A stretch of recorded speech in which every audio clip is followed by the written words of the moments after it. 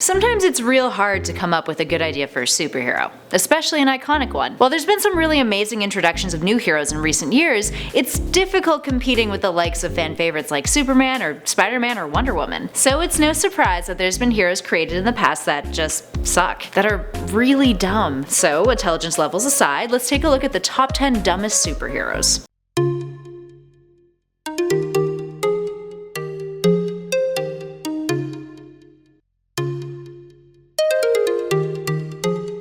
And at 10, we've got Squirrel Girl. Well, sometimes the name says it all. This is Squirrel Girl. Her initial conception was rumored to be based off of the creator's ex-girlfriend, but I'm glad to report that over recent years, the character's actually taken on a much more interesting light, and her recent comics have been critically well received, hailed for its humor as it pokes fun at superhero tropes. So, brownie points for that, but it's still hard to get over the whole squirrel thing. She's also kind of a badass though. She's majoring in computer science, she's stolen Iron Man's suit, and once she even takes on robot dinosaurs. Also worth noting that she once defeated Dr. Doom by ambushing him with an army of squirrels. And she helped stop Galactus from destroying Earth, but not by fighting him, oh no, by befriending him. Sometimes saving the world doesn't mean you have to take the violent route. And at number 9, we've got Gold Balls.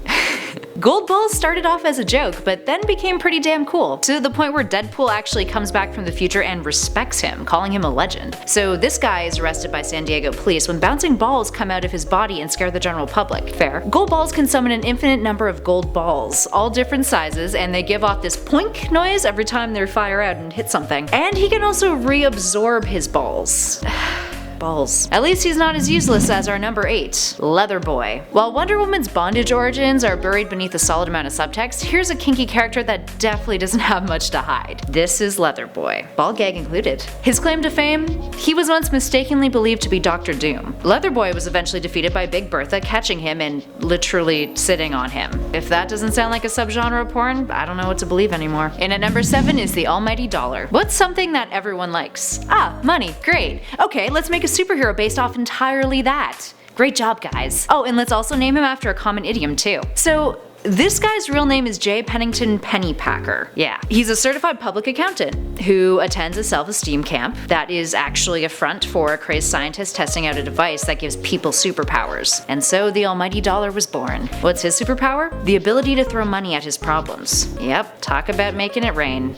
Oh, the cringe. But don't worry, it only gets more cringier from here. Meet our number 6 spot, NFL Super Pro. He's a Marvel superhero. Cause turns out the word superhero is a loose term these days, or at least it was for the 16 issues that this dude appeared in. So NFL Super Pro was a football player who got injured when saving a kid, and it ended his football career. But then he was like, well, I can be a sports reporter then. Nah. Cause a superfan slash chemist hooks him up with a football uniform that's invulnerable to damage. And then some thieves tried to steal it, but in the process he gets chemicals knocked all over him and then turns into NFL Super Pro because of the jersey or whatever. It's dumb, which makes sense why he teams up with the almighty dollar so often. What a pair. And yes, in case you were wondering, he is the product of a licensing deal between Marvel and the NFL. Convenient. And I'm proud to be an American, where at least I know I'm free. In at number 5, we've got Matter Eater Lad. First off, lazy name. Second, this dude just gives me indigestion thinking about him. This is Matter Eater Lad. And what does he do, you may ask?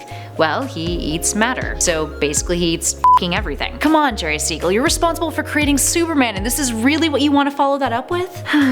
Let's just look at some of the he's eaten over the years. A fence, a sandwich filled with tools, a ray gun. Oh yes, this is a man with an insatiable appetite. My question though is, where does it all go? Actually, best not to answer that question at all. Up next at number 4 is Extrano. Hey, it's 1988 and we need a hero to alienate our LGBT audiences. Oh, I know, let's create a super flamboyant character who is also Hispanic. Perfect. Who then gets attacked by hemoglobin, aka an AIDS vampire, yes, actual thing, turning him HIV positive. Yeah. That'll do the trick. So here we have Extrano. He was part of the less memorable New Guardians along with Floronic Man, that dude who was basically just walking talking marijuana, and was victim to a whole lot of not so subtle negative queer stereotypes. He referred to himself as Auntie. He would whip out a whole lot of sexual double entendres. And what about his powers? Stage parlor tricks that are maximized by real magic. Ping pong balls included. In later versions of the character, he was given a more masculine persona, mainly due to the initial critical feedback the character received during its first run. Still, an AIDS vampire. That was a thing someone wrote. Yeah. And at number 3, we've got SKATEMAN.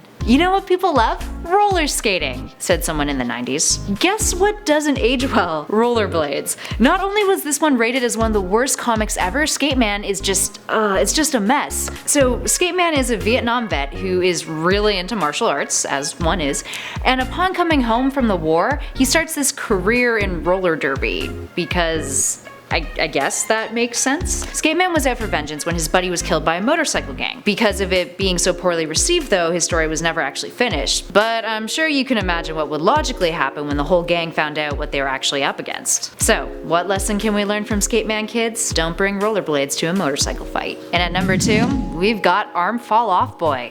This one's really dumb. This is a dude who can take his arm off and replace it with any weapon. Because, you know, anatomy doesn't really matter in the slightest bit in comics, right? Yeah, totally. This guy doesn't even have an origin story beyond a bit of dialogue he mentions offhandedly. No pun intended. That's how much thought actually went into this character. Apparently, he gained his powers by being careless when holding the anti-gravity metal Element 152. And he also gets rejected when he tries out for Legion. And he's brought back under a different name, Splitter, which doesn't really last long either. So, oh well. And finally, at our number 1 spot, we've got my personal favorite, Bat Cow. Just Bat Cow. Sit with that one for a sec. It's a cow that is a superhero. His nickname is Badland Bovine. Why? Why? It's a cow! And oh no, this wasn't a creation of the Silver Age that was responsible for the creation of many dumb heroes and villains. No. Bat Cow first appeared in Batman Incorporated #2 in 2012. So Robin finds Batcow during an investigation concerning a slaughterhouse, and Batman lets him keep it. So of course they baticize it and name it Batcow and give it a mask and a costume. But don't worry guys, he's got superpowers too. Batcow has mind-controlling radiation inside of him, which Batman was all like, that's not cool, but then Robin was like, nope, we are keeping him. And later when Robin dies, spoilers, Alfred and Nightwing have to look after it. There's a whole storyline where Batcow like deals with the Forever People and he just lives on a farm, and it's just dumb. It's cattle. Come on, DC. So, there you guys have it. Any incredibly dumb superheroes I missed out on? Let me know in those comments below. And don't forget to hit those like and subscribe buttons on the way out. Until next time, I'm Kelly Pally with Top 10 Nerd, and I'll catch you guys in the next one.